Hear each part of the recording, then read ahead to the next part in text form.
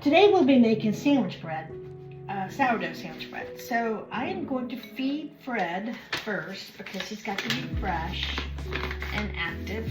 That's what they call it, active, not fresh. But he's got to be active.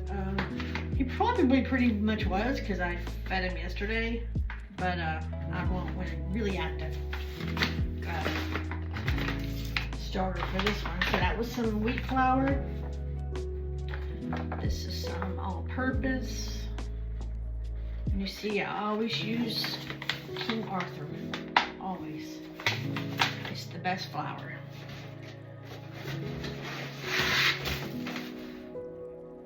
Well, for my breads. And this is bread flour. Also King Arthur. I get it in 50-pound bags. Yes, 50 pounds at a time. And then some spring water. And we're going to mix this.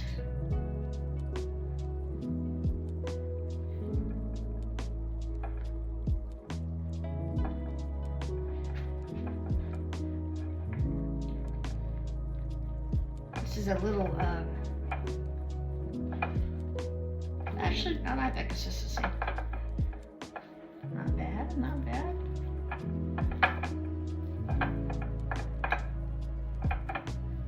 This is probably not as much starter as I normally start with, but I put some into my discard jar because I've got to make some cookies coming up.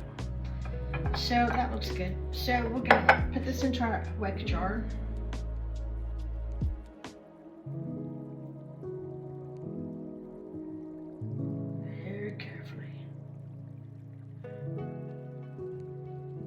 For some reason they say you want to keep the sides clean. So I tried to do that. And we're gonna put all of it in there.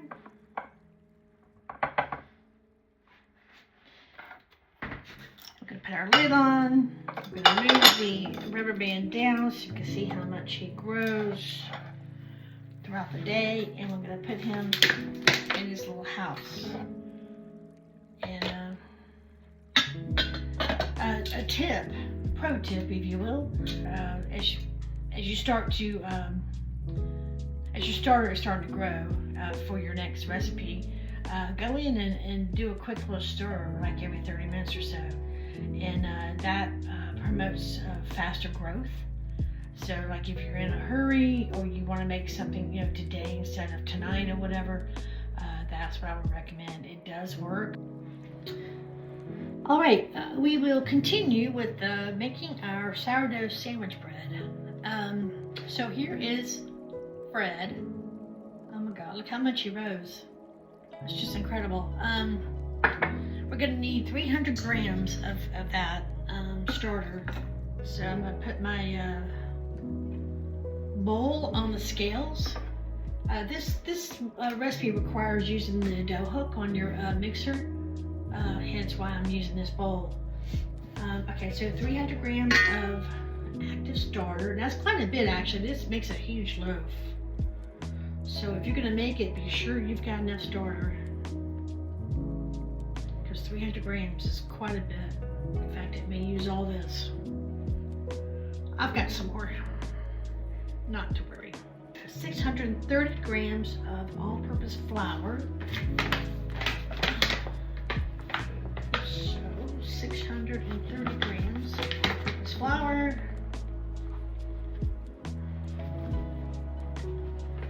This may take all my flour too. 630 grams of all-purpose flour. 340 grams of warm water.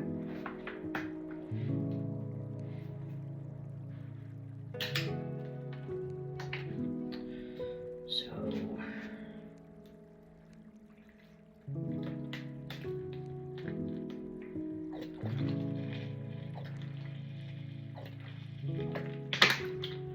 341, that's fine. That was close. Won't have this on hand. I just seem to have it. 42 grams of powdered milk.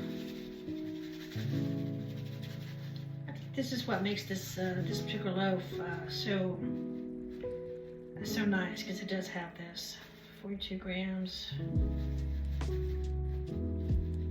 It's just very smooth and moist. 42 grams. Goodness. I don't want to overdo this. 42, come on.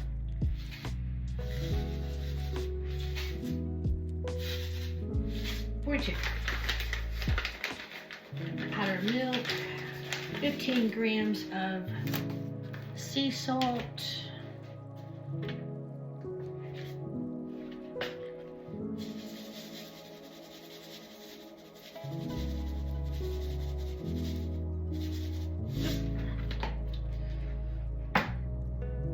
6 grams of instant yeast, which I already have measured out.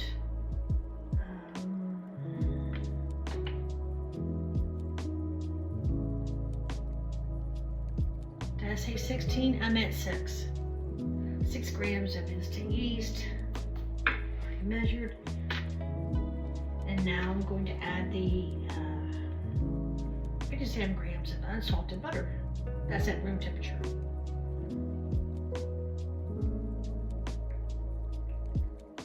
Tablespoons. Okay. So then I will take this over to the mixer and I will mix this up with the dough hook on the mixer. We mix that for 8 to 10 minutes, and then we'll bring it back over here to the station over here, and we'll knead it, and then we'll cover it. But I'll be back after I use the mixer. It's kind of loud, so I'll do that off camera, but I'll be right back. Whoops, I made a mistake. This recipe also calls for 50 grams of honey, so I'm going to measure that out right now and get it into the dough that's still on the mixer. I also, just because we like a little bit of a grain in our bread, I added some whole grains. I mean, probably I added maybe a half cup. You can certainly add as much as you want, or not any at all. But we like grains. Okay, back to the blender, the mixer rather. It's been about 2 hours on this heating mat as well, so it has doubled, as you can see. This looks lovely. So what we're going to do now, we're going to shape it and put it into our loaf pan. You could use a Pullman, but it's going to be a 13-inch because this is a big loaf. Mine is just simply a loaf pan, 13-inch. Lightly greased. So we take our dough out. It was nice and warm from being on that heating pad. Take that out, and we want to squish it out till it's about this, the width of the actual pan that I'm going to put it in.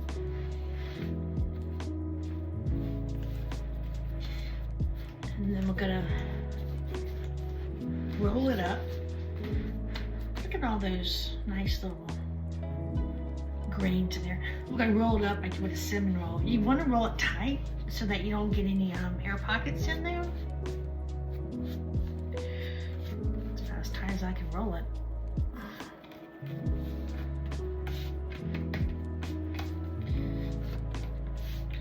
You want to tuck the ends. Best you can. You want to put it into this pan.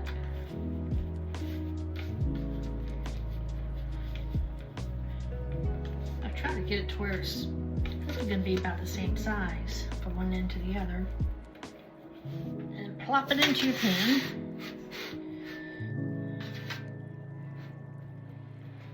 And then, again, we're going to put it on our heating, our proofer, as they call it. We're going to cover it with our damp cloth. And then we're going to cover it once again. Let me get this right. There we go. With our little cover that we have. And let this proof, or actually rise for another 1 to 2 hours. It should probably take a couple hours, and then we'll bake it. We'll be back. We're back. Let us see how the bread has risen. Oh my gosh! Isn't that beautiful? It's not in the oven yet. So we will now put this in the oven for a total of 45 to 50 minutes. I am going to do a little diagonal score, if you will. It just looks pretty in the end. That's all we're going to do. We're going to put it in the oven for 45-50 minutes, and we'll be back when it's done. Here's the final loaf. Isn't that pretty? It's a big loaf, right? Very big. Now we're going to do a couple slices. I don't know that my slicer is going to stick on this top right here. It's a nice slicer. I got it off of, you guessed, Amazon. It's got suction cups on the bottom. That normally suction, but I don't think it's going to work on this, but nonetheless. Isn't that nice? Perfect sandwich. I'll do the rest of these later, but very nice. It's got, some of the grains you can see in there. Very nice. So one day I'll get a electric slicer, like a meat slicer to use at the deli. And yes, that's my dog barking in the background. She wants water. All right.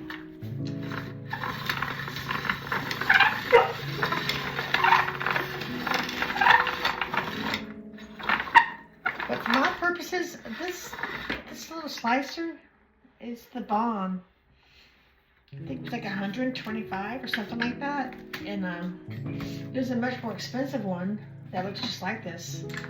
But it's got a German name. I don't know the name of it. But this one, it does a good job. I don't really know about getting a new blade. I haven't looked into that. I haven't had long enough to worry about a new blade.